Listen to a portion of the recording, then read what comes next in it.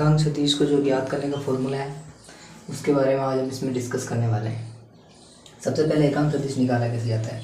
एकांक सदिश जो होते हैं यानी कि हम इसको इंग्लिश में बोलते हैं यूनिट वेक्टर।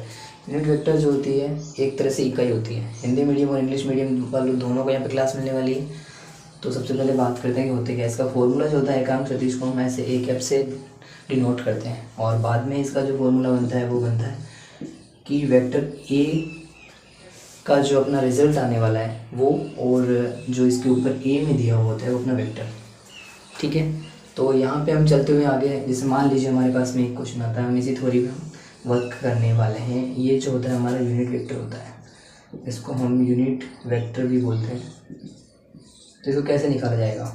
जैसे सिमिलरली हमारे पास में कोई क्वेश्चन है, वो क्वेश्चन से हमारे पास में ए हमको दे दिया जाता है कि 2i plus 3j plus 2k हमारे पास में है। ये क्वेश्चन से हमारा, तो हमको जो है ये चीज़ निकालनी है। सबसे पहले हमको ये निकालना होता है और यानी कि ए का परिमाण निकालना होता है। तो कैसे निकालते हैं हम इसका, तो उसके लिए हमें जो है ना इसका फॉर्मूला ये वाला होता है, अंडर द रूट। यहाँ पे इसके साथ में एक्स वाई जेड कोऑर्डिनेट होते हैं हम जानते हैं, लेकिन हम उसको नहीं लेकर के हम 2 का स्क्वायर लेने वाले हैं, फिर 3 का स्क्वायर करने वाले हैं और फिर हम 2 का स्क्वायर करने वाले हैं। यानी कि जो भी ये कोऑर्डिनेट दे रखे होते हैं हमको इसका स्क्वायर करना होता है। अब चलते हैं नीचे चलने के बाद हमें क्या करना है, यहाँ पे 2 का स्क्वायर कर देना 4, इसका स्क्वायर हम जानते हैं कि 9 हो जाएगा, प्लस इसका स्क्वायर भी 4 हो जाएगा।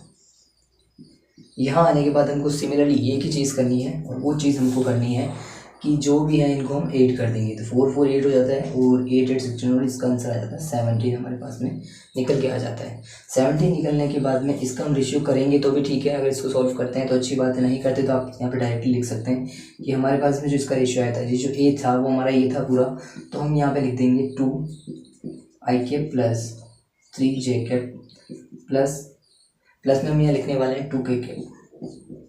अब हम डिनोट में जो हमारा आंसर आया था ये, यानी अंडर द रूट 7 हमारा आंसर हो जाएगा। इसी को हम बोलेंगे यूनिट वेक्टर।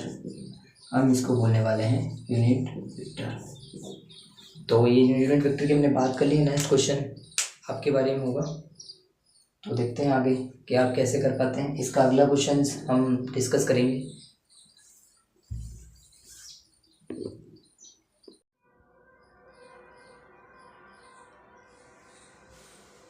अगला क्वेश्चन हमारा है कि यदि यहाँ पे ए दे रखा है हमको कि ए अगर ए की वैल्यू 3i j और k होती है तो हमको यहाँ पे बताना है कि एकांक सदिश क्या होगा। सिमिलरली यहाँ पे भी इंग्लिश में ये क्वेश्चन लिखा है कि if the A vector is 3i 2j and -3k so that find the unit vector. तो कैसे निकालना हम सब जानते हैं कि यूनिट वेक्टर का जो फॉर्मूला होता है वो हम पहले बता चुके हैं कि क्या होता है कि ए होता है और ए के साथ साथ में हमको यहाँ पे रिजल्ट ए का अंडर रूट निकालना पड़ता है, यानी ये निकालना पड़ता है। तो देखो सबसे पहले हमें जो चीज़ चाहिए होती है हम निकाल देते हैं।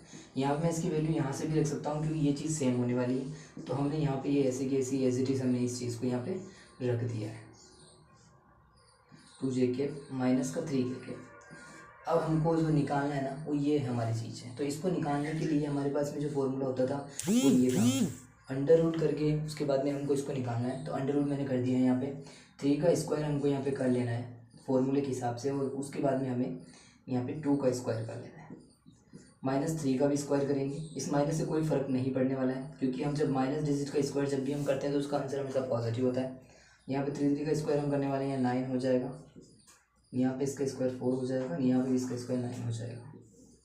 सिमिलरली ऐसे चलने पर हम देखते हैं कि 9 9 जो 18 हो जाता है और 18 के बाद में हम उसमें 4 प्लस करने वाले हैं।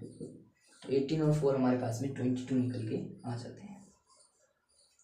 राइट, 22 निकलने के बाद में हम जो इसका आंसर है यहाँ पे सीधा हम यहाँ पे रूट लगा देंगे क्योंकि हमारा जो क्वेश्चन है वो अंडर द रूट में ही रहेगा क्योंकि उसको सॉल्व नहीं होने वाला। तो ये हमारा आंसर हो चुका है। सिमिलरली एक क्वेश्चन मैं आपको दे रहा हूँ, इसका जो है आंसर आपको करना है। अगला हमारा क्वेश्चन रहने वाला है कि ए इज इक्वल टू 4i होता है प्लस 3j होता है और यहाँ पे माइनस का 6k आपको दे दिया जाता है। तो इसका आंसर आप जो है कमेंट में भी बता सकते हैं।